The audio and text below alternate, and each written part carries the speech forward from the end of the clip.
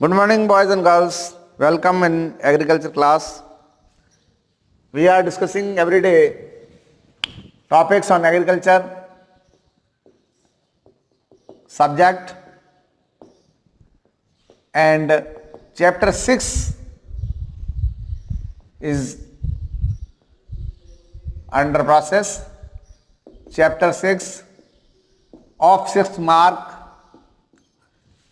और इसके अंदर धान्य फसलें हम पढ़ रहे हैं। इनकी वैज्ञानिक कृषि के बारे में हम लोग जानकारियां ले रहे हैं, और इसमें आज हम गेहूं या वीट पर चर्चा करेंगे। वानस्पतिक नाम इसका लीजिए। वानस्पतिक नाम ट्रिटिकम स्टाइवम या ट्रिटिकम वल्गैर अलग अलग नाम हैं, बहुत सारी जातियां हैं, और कुल इसका हम लेते हैं, आपको बताते हैं। पोएसी, जिसको ग्रैमिनी भी बोलते हैं, उत्पत्ति केंद्र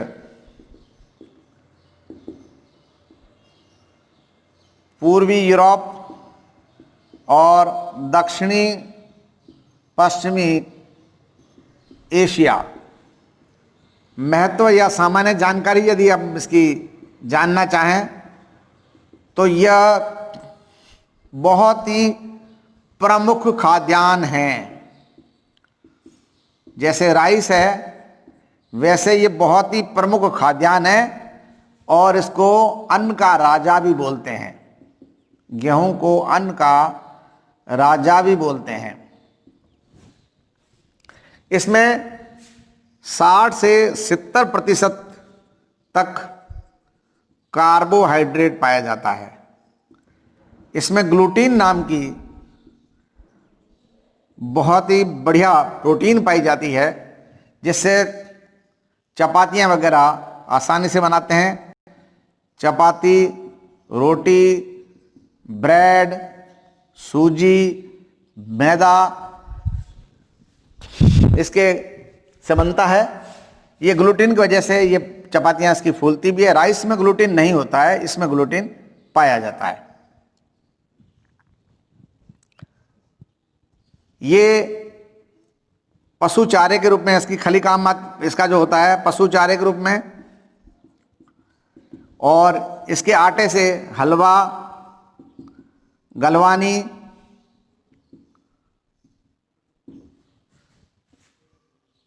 और ये एक प्रकार की राबड़ी है वो होती है, और दला, आधा दला दाना है, इससे लापसी बनती है।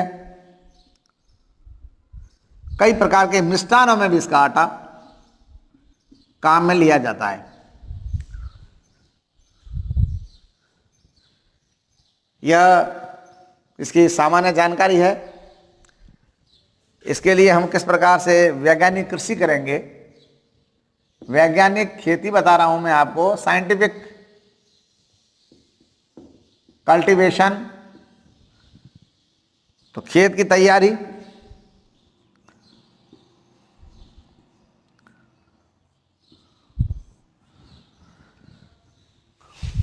हल्की और भारी दोनों प्रकार की मिट्टी में, दोमट मिट्टी में इसको उगाया जा सकता है।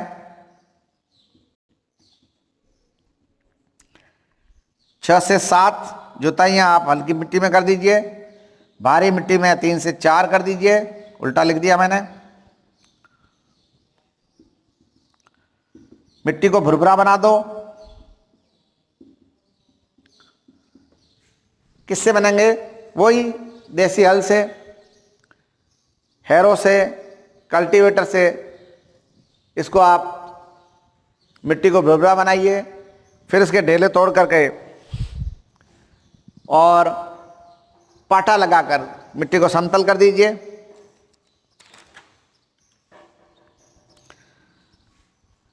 और तत्पश्चात इसमें बुवाई की जो विधियां हैं उससे बुआई करेंगे। खेत की तैयारी में सामान्य जानकारी जो है वो आप मिट्टी का प्रकार आपको लिखना है, ध्यान में रखना है।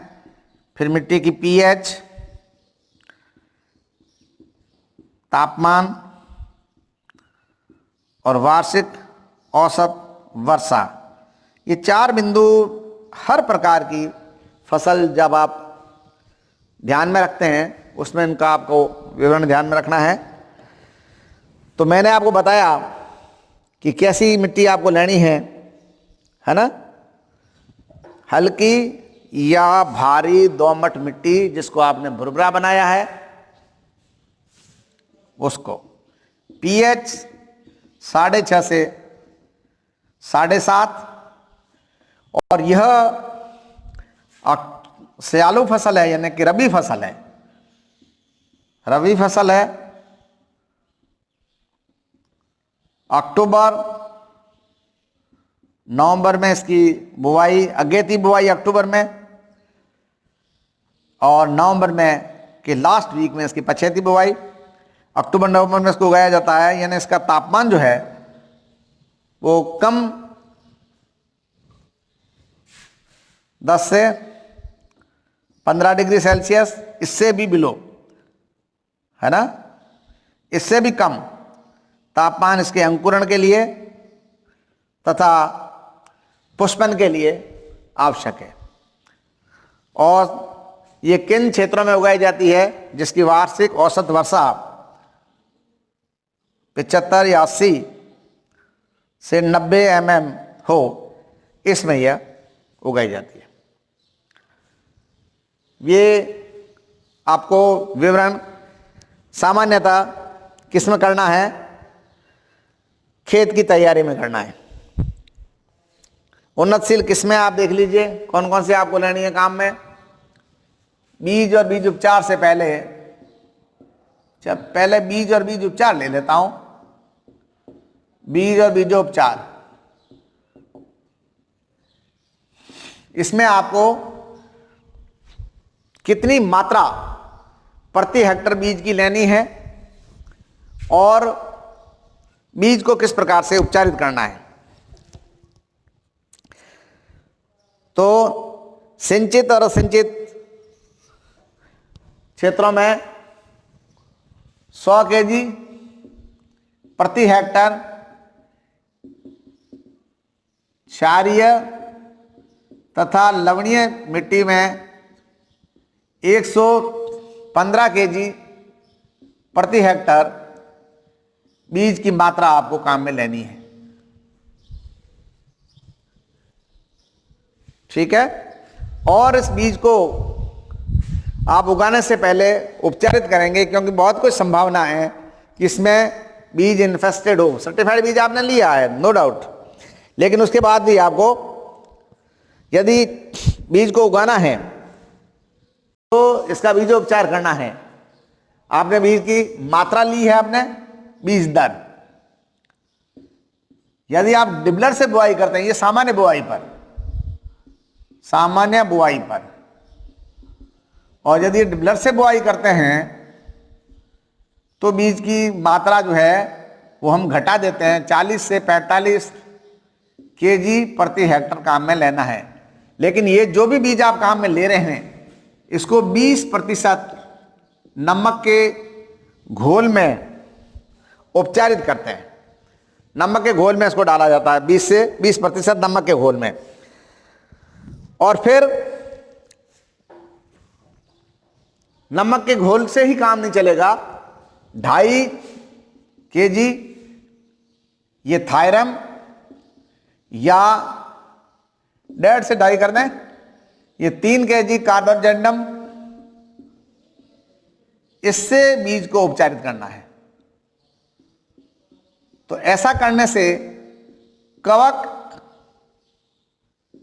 जो इन्फेस्टेड है बीज के, whether it is inside the seed और it is above the seed, they can very well be removed. उपचारित कर दिया आपने। और यदि लवणीय मृदा है, जैसा कि मैंने लिखा है ऊपर, क्षारीय और लवणीय मृदा, तो आपको सोडियम सल्फेट का प्रयोग करना है। सोडियम सल्फेट क्षारीय लवणीय मृदा के लिए। मैंक्रोजैब में आपने थायरम वगैरह लिखा है, वहां मैंक्रोजैब का भी प्रयोग कर सकते हैं, 2 ग्राम। इस तरह से बीज उपचार आप करें और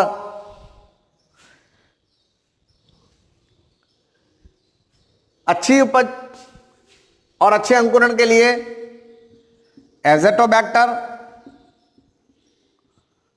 और पीएसबी फास्फोरस सॉल्युबल बैक्टीरिया, इसका भी आप उपयोग कर सकते हैं, उपचार कर सकते हैं। ये बीजोपचार था। उन्नतशील किस्में, आप बीज बढ़िया क्वालिटी का लें और जैसा भी बीज लें, उस बीज को लेने के बाद आप उस बीज का बीज उपचार करें। लेकिन उन्नतशील किस्में कौन कौन सी लेनी है जिससे हमारी क्वालिटी क्रॉप की अच्छी आए? तो उन्नतशील किस्में जो है, राज 1482,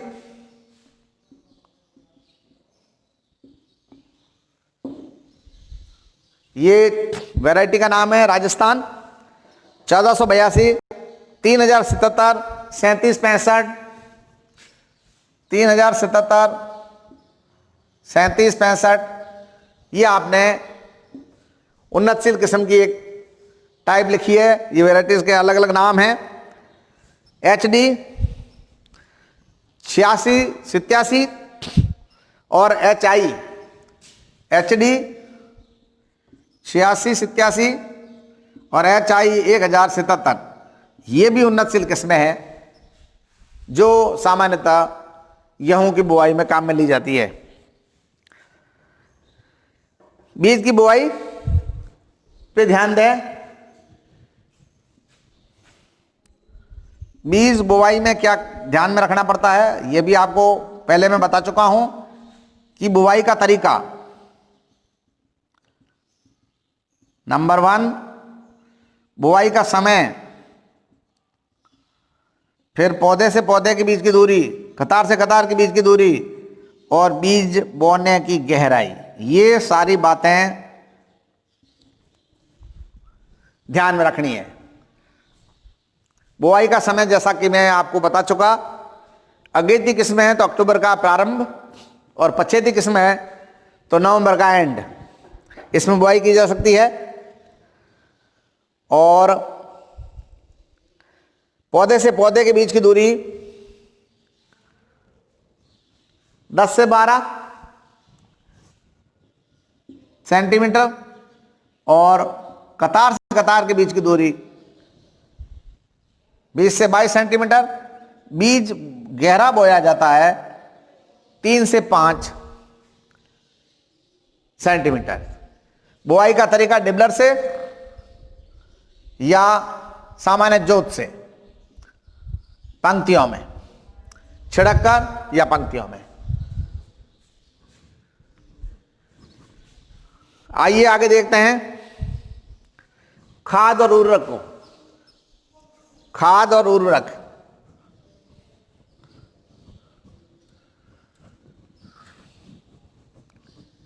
आप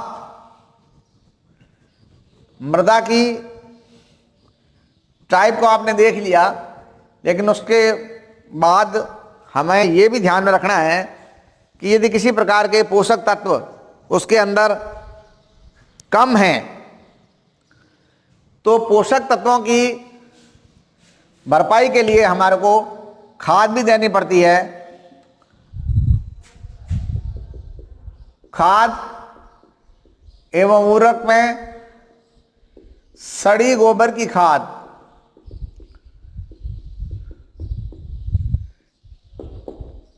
N, P और K, नाइट्रोजन, फास्फोरस और पोटास।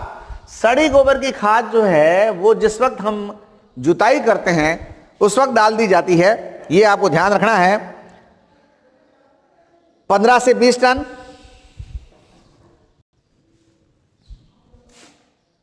15 से 20 टन ये भी प्रति हेक्टर आपको काम में लेना है। नाइट्रोजन आपको 2 चरणों में काम में लेनी है। 100 से 120 केजी, या तो आप 50-50 ले लीजिए, या आप 120 ले रहे हैं तो 40 ले लीजिए, फिर 40 ले लीजिए, फिर 40 ले लीजिए। 3 है इसमें, अलग अलग 3 एक साथ आपको नाइट्रोजन नहीं डालनी है, जैसा कि आप जानते हैं। फास्फोरस लीजिए आप 30 से 40 केजी, ये एक साथ डालना है। और पोटेशियम दे दीजिए आप 30 केजी, ये भी आपको एक साथ डालना है। इसके अलावा मिट्टी के अंदर दीमक, ये यहां भी लिखना था मेरे को, दीमक वगैरह है तो क्लोरो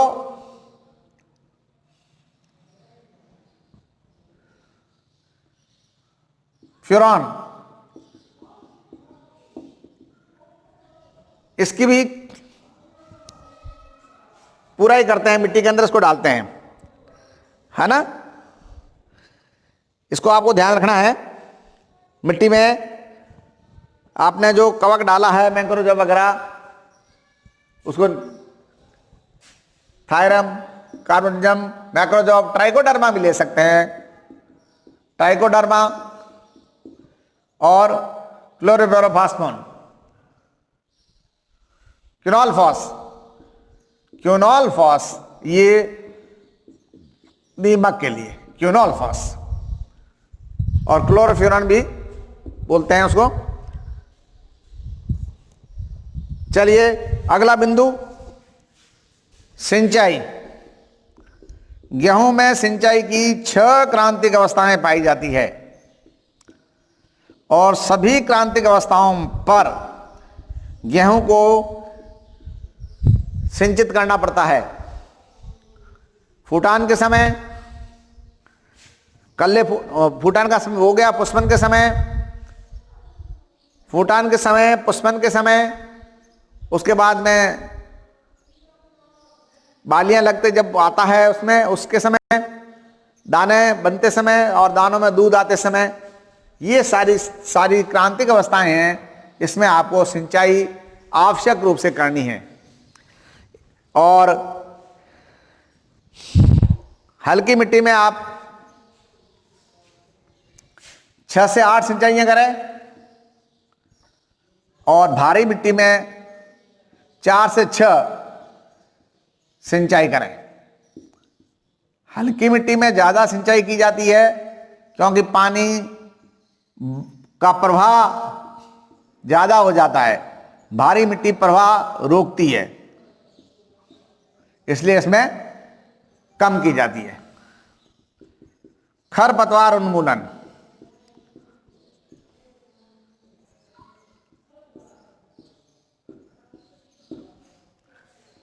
तीस से 35 दिन के बाद बुआई के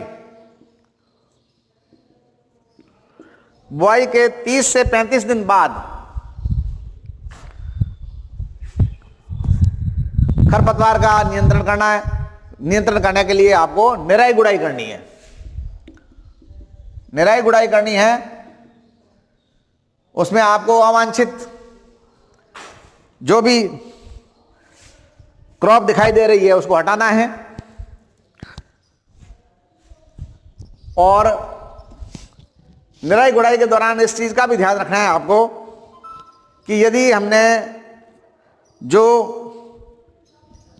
दूरी निर्धारित की थी पौधे से पौधे के, लाइन से लाइन की, इसके बीच में ये दूरी में किसी प्रकार का पौधा उग गया है, कोई दूसरा वांछित पौधा भी उग गया है, तो उसको रिमूव करेंगे, हटाएंगे।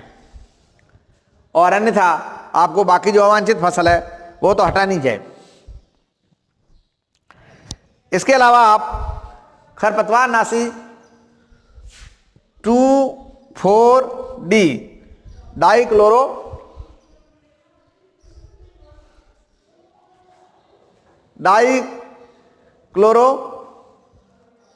ये खरपतवार नाशी है, इसको काम में लेना है आपको। और ये आइसोप्यूटेरॉन भी काम में ली जा सकती है। आइसोप्यूटेरॉन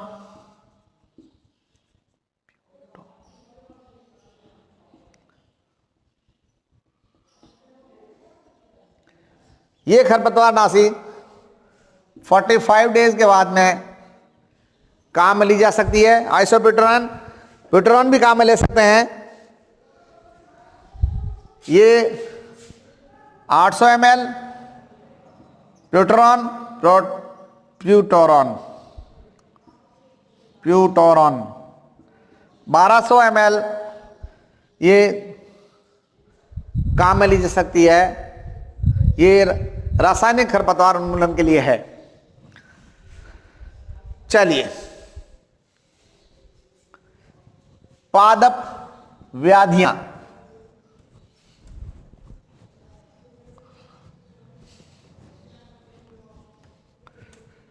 पादप व्याधियां 2 चरणों में बांटी गई है। एक में हमने कीट व्याधियां रखी है और दूसरे में हमने अन्य प्रकार की व्याधियों को रखा है। आइए अपन पौध संरक्षण को देखते हैं। पौध संरक्षण यानी कि पादप व्याधियां और इसमें कीट व्याधियां। कीड़े भी फसलों को बहुत ज़्यादा क्षति पहुंचाते हैं, जैसे हरा तेला, कैटरपिलर। ये पौधों की जड़ों को खा जाते हैं, पौधों के पत्तियों को खा जाते हैं, तनों को खा जाते हैं। जड़ों को खाने वाला तो दीमक है। दीमक जड़ों को खा जाता है तो क्विनोलफास का उपचार करना है। और इसके अलावा जो है तना छेदक रोग या थ्रिप्स रोग।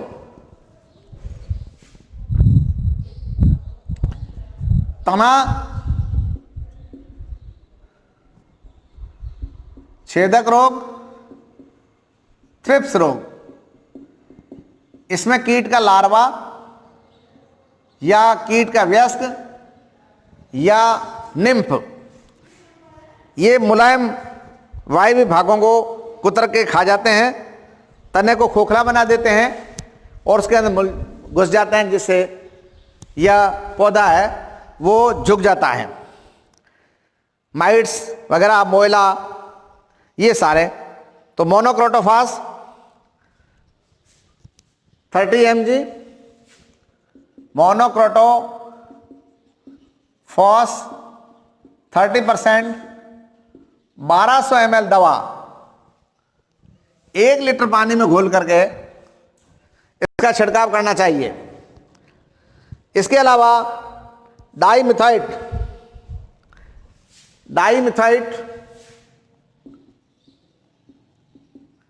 30% दवा 1200 ml पानी में घोलकर छिड़काव करना चाहिए। तना छेदक थ्रिप्स रोग के अलावा पायरिला या बटरफ्लाई रोग भी होता है। पायरिला या बटरफ्लाई रोग गेहूं के पौधे में ये रोग भी मिलता है। इसमें टिड्डे या सैनिक मधुमक्खी द्वारा पौधे की पत्तियों को कुतरा जाता है, खाया जाता है। आप 2% दवा लीजिए, मिथाइल पैराथियन। मधुमक्खी, सैनिक मधुमक्खी या टिड्डे तो 2% मिथाइल पैराथियन दवा लीजिए और इस मिथाइल पैराथियन दवा को आप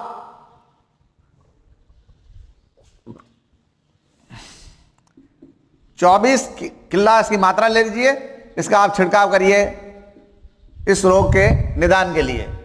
तो तनाछेदक, पायरिला और बटरफ्लाई। अन्य रोग बी, अन्य रोग में पाले से बचाव, हल्की सिंचाई करिए आप या धुआं दीजिए और या सल्फ्यूरिक एसिड इसका छिड़काव कीजिए, जिससे पाले का बचाव हो जाता है। चूहों से बचाव भी करना है, क्योंकि चूहे बिल बना करके जड़ों को खोखला करते हैं, तना पौधा गिर जाता है। इसलिए आप करिए जिंक फास्फेट 1 भाग,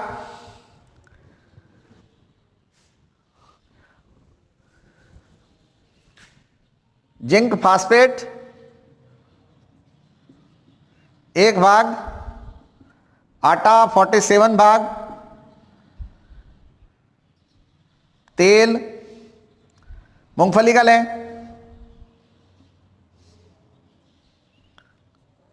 2 भाग। इसकी आप गोली बना करके बिल के अंदर डालें, जिससे चूहे नष्ट हो जाएंगे। झुलसा पत्ती रोग, झुलसा पत्ती रोग ये कवक रोग है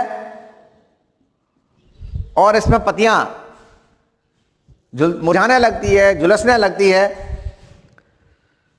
इसके लिए मैंक्रोजैब 2 ग्राम दवा, मैंक्रोजैब 2 ग्राम दवा का छिड़काव करना है। इसके बाद में ब्लैक रस्ट, येलो रस्ट,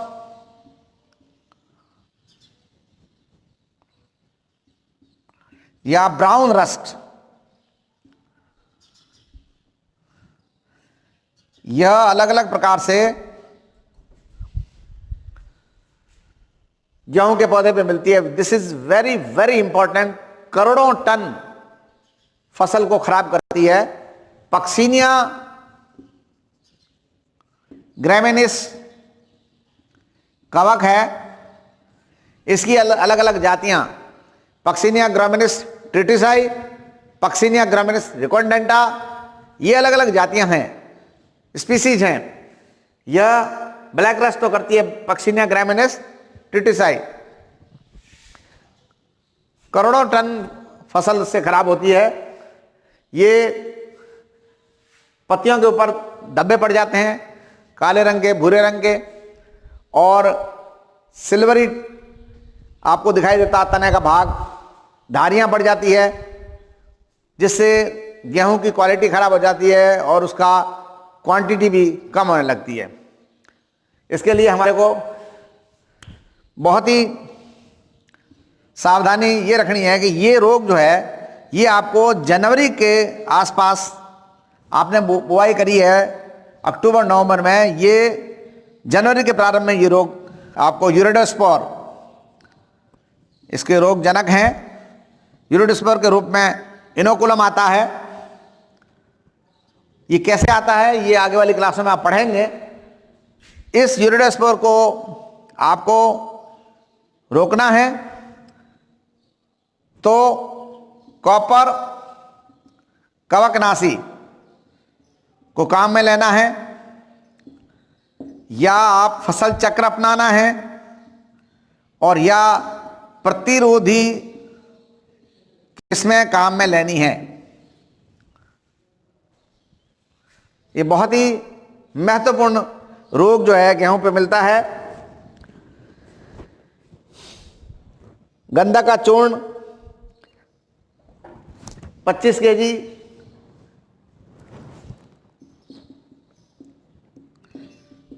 इसका भी छिड़काव कर सकते हैं इस रोग से बचाव के लिए। एक और रोग है जो है स्मट रोग। स्मट रोग, गेहूं का कंड रोग,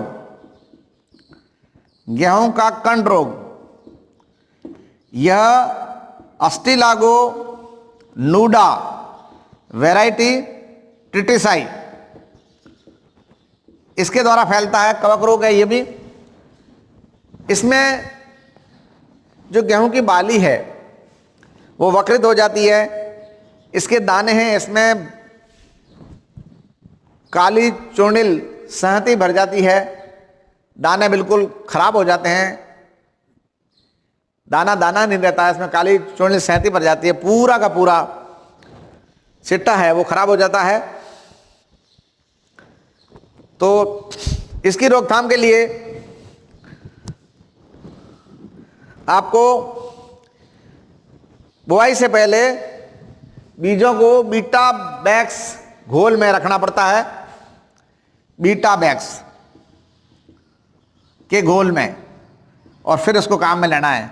अन्यथा आपको वही काम करने हैं कि जो क्षतिग्रस्त या रोगग्रस्त भाग हैं उनको हटा के जला दीजिए, फसल चक्र अपनाइए, प्रतिरोधी किस्में काम में लीजिए और कॉपर कवकनाशी का प्रयोग करिए। One more thing, one more disease is there, that is molya disease of wheat. यह भी बहुत ही इंपॉर्टेंट डिजीज है डिजीज पॉइंट ऑफ व्यू से। गेहूं का मोलिया रोग,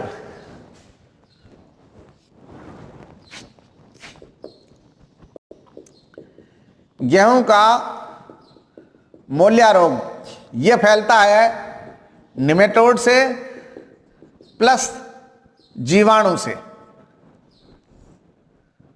ये निमेटोड मृदा में होता ही है, जीवाणु वायुरोधी भी हो सकता है, वायोड, वातोड और मृदोड भी हो सकता है, दोनों ही हो सकते हैं। और निमेटोड तो मृदोड है ही। ईयर कोकल, इसमें कोकल बनना शुरू हो जाता है, year Kokalla disease of wheat. इसमें कोकल बनने शुरू हो जाएंगे, पौधा जो है इसकी बालियां मुड़ जाएगी, टेढ़ी मेढ़ी हो जाएगी, चिपचिपा पदार्थ उसमें स्रावित हो जाएगा। जैसा कि आपको बताया है, बीज को बुआई से पहले 20% नमक के घोल में रख के उगाते हैं तो कुछ हद तक इस रोग का निदान हो जाता है। ये थे पौध संरक्षण और पादप व्याधियों से संबंधित बातें। अब इसकी कटाई मड़ाई। कटाई मड़ाई फरवरी या मार्च के माह, होली के आसपास होती है, आप लोग जानते ही हैं। गेहूं पक करके तैयार हो जाता है, पत्तियां जब पीली पड़ने लग जाए तब इसकी कटाई कर लेते हैं। और इस बात में इस चीज़ का भी ध्यान रखा जाता है कि नमी 20% के आसपास हो, तब इसकी कटाई करनी चाहिए और फिर डंडों से इसकी मड़ाई कर दी जाती है। ठीक है, और फिर उसको सुखाया जाता है, फिर दाना अलगाना और मिलिंग ये की जाती है। क्या उपज और क्या उत्पादन आपने इस प्रकार की प्रोसेस को अपनाया तो उससे आपको आया है? जो उन्नतशील और बौनी किस्में हैं, बौना गेहूं यदि बोया जाता है उन्नतशील और बौना गेहूं, है ना। उन्नतशील किस्म और बौनी किस्म, इससे आपको 50 से 60 क्विंटल प्रति हेक्टर पैदावार प्राप्त होती है। और यदि आपने असिंचित क्षेत्रों में सामान्य किस्म बोई है तो 20 से 25 क्विंटल प्रति हेक्टर, इससे कम भी हो सकता है, 15 से 20 क्विंटल प्रति हेक्टर गेहूं का उत्पादन होता है। ये आपको सामान्य जानकारी मैंने गेहूं से संबंधित फसल के लिए दी, और जिसमें आपने देखा कि गेहूं हमारी मेन खाद्यान्न फसल है चावल के बाद, और इस पर बहुत ज़्यादा व्याधियां भी है, रस्ट है, स्मट है, इसके अलावा मोलिया रोग भी है। ये 3 रोग गेहूं को बहुत ज़्यादा प्रभावित करते हैं, और हमारा बहुत बड़ा गेहूं के उपज का भाग प्रतिवर्ष बर्बाद हो जाता है। इसलिए किसान इन व्याधियों पर अपनी ध्यान रख करके फसल उत्पादन की दिशा में अपने आप को केंद्रित करें,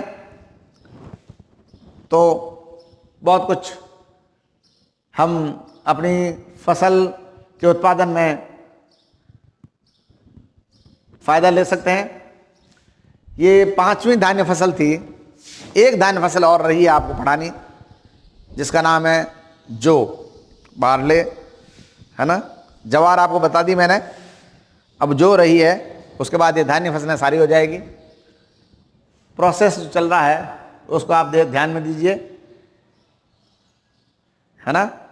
जो पॉइंट्स मैंने बताए हैं वो पॉइंट्स सभी कॉमन है, उसमें कहाँ कहाँ क्या हो रहा है, ये थोड़ा सा जो चेंज है उस चेंज को आप ध्यान में रख करके और इसको लर्न कीजिए, इसको याद कीजिए और प्रिपेयर कीजिए। तो that's all about today. Have a nice day. Thank you very much for being with me, and this is Chetan Thakur